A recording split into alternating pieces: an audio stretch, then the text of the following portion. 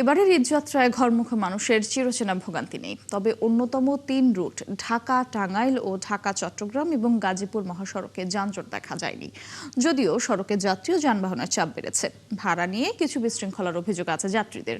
সহকর্মীদের পাঠানো তথ্য ও ছবিতে প্রতিবেদন। প্রতি ঈদেই যানজট লেগে থাকে ঢাকা টাঙ্গাইল মহাসড়কে। এবার এমনটি দেখা যায়নি। ঈদ যাত্রার ষষ্ঠ দিনেও এ মহাসড়কে যানবাহনের সংখ্যা কয়েকগুণ বাড়লেও থেমে নেই। স্বাভাবিকভাবেই চলছে যানবাহন। টাঙ্গাইল জেলা প্রশাসক জানান, সড়কে শৃঙ্খলা রক্ষায় পর্যাপ্ত পুলিশ, নির্বাহী ম্যাজিস্ট্রেট মোতায়েন করা হয়েছে। সার্বিক পরিস্থিতির মনিটরিং এর জন্য আমরা ভিজিলেন্স টিম গঠন করেছি। পর্যাপ্ত সংখ্যক এক্সিকিউটিভ ম্যাজিস্ট্রেট মোতায়েন রয়েছে। পুলিশের বিপুল সংখ্যক সদস্য এই হাইওয়েতে রয়েছে ডেভেলপমেন্টে। এছাড়া সেনাবাহিনী রয়েছে। আগের মতোই clean. Berger easy clean fresh, দেয়ালে দাগ থাকবে না, রাখবে সুরভিত। পুলিশ মহাসড়কে তৎপর রয়েছে। যাত্রীদের যাতায়াতে নিরাপত্তার কোনো ঘাটতি নেই। রেলেঙ্গা যেহেতু আপনার একটা ফ্লাইওভারের কাজ চলতেছে, রাস্তা সংকুচিত, এই জন্য আমাদের তৎপরতা রয়েছে। এই জন্যই আমরা রাস্তায় রয়েছি, যেন লোকজন যেন আপনার নির্বিঘ্নে যেতে পারে। গাজীপুরে ঢাকা টাঙ্গাইল ও ঢাকা ময়মনসিংহ মহাসড়কে যানবাহনের চাপ রয়েছে। তবে দীর্ঘ যানজটের ভোগান্তি ছাড়াই সবাই যাচ্ছেন তাদের গন্তব্যে। বিভিন্ন স্থানে বিচ্ছিন্নভাবে পরিবহন সংকট ও বাড়তি ভাড়া নেওয়ার অভিযোগ রয়েছে। পিকআপে যাচ্ছি, বাড়িতে যাইতে হবে, সবার সাথে আনন্দ করতে হবে ঈদের যাত্রা, এই জন্য আমাদের এই কষ্ট করে যাওয়া হচ্ছে। আছে ময়মনসিংহে ভাড়া 300-400 করে, 450 করে নিতেছে। মনে করেন আমরা এই যে পিকআপ গুলোতে উঠছি, পিকআপ গুলোতে 200 টাকা 250 টাকা করে নিতেছে। যে ভাড়া দিচ্ছি আগে 800, 700-800 টাকা করে, তাহলে ভাড়া 1100-1200 মানে যা মনে তাই। আমি যাবো ঠাকুরগাঁও,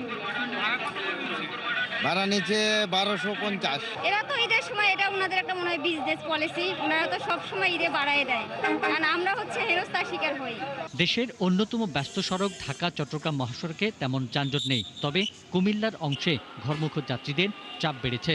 যানজট মুক্ত রাখতে জেলা পুলিশ ও হাইওয়ে পুলিশ কাজ করছে। আমরা মহাসড়কে আমাদের সর্বোচ্চ জনবলের যে ডেভেলপমেন্ট সেটা আমরা করেছি।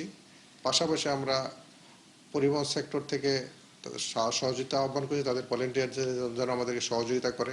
এবারের ঈদ যাত্রায় এখন পর্যন্ত সড়ক মহাসড়কে বড় ধরনের কোনো বিশৃঙ্খলার খবর পাওয়া যায়নি। পিন্টু হাজং, ৭১। ঈদযাত্রায় মহাসড়কের পরিস্থিতি জানাতে সরাসরি যুক্ত হচ্ছেন সহকর্মী জাহিদুল ইসলাম অনিক। অনেক সড়কের পরিস্থিতি কেমন দেখছেন জানাবেন, এছাড়া যাত্রী ও চালকরা কি বলছেন?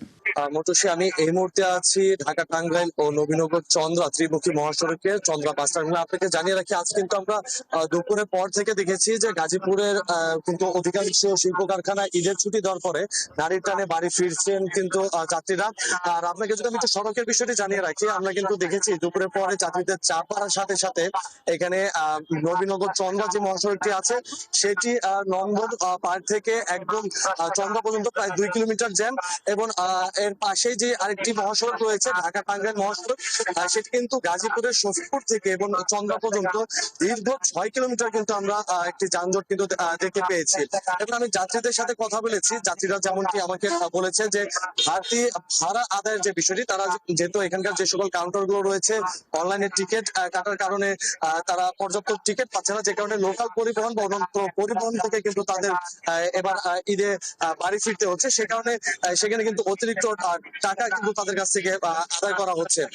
সব মিলিয়ে এখানকার যে সার্বিক পরিস্থিতি, আমি এখানকার পুলিশের সাথে কথা বলেছি, তিনি যেমনটি জানিয়েছেন যে যেহেতু এখন দুপুর, আর কিছুক্ষণ পর থেকে যাত্রীদের কিন্তু একটু উপচে পড়া ভিড় কিন্তু এই বাস টার্মিনাল কিন্তু দেখা যাবে, এমনকি কিন্তু তারা করছেন। সে কারণে তারা কিন্তু পর্যাপ্ত পুলিশ বিভিন্ন পয়েন্টে কিন্তু মোতায়েন করেছেন। ধন্যবাদ অনেক আপনাকে। দর্শক, মহাসড়কের ঈদ যাত্রার খবর জানাচ্ছিলেন গাজীপুর থেকে সহকর্মী জাহিদুল ইসলাম অনিক।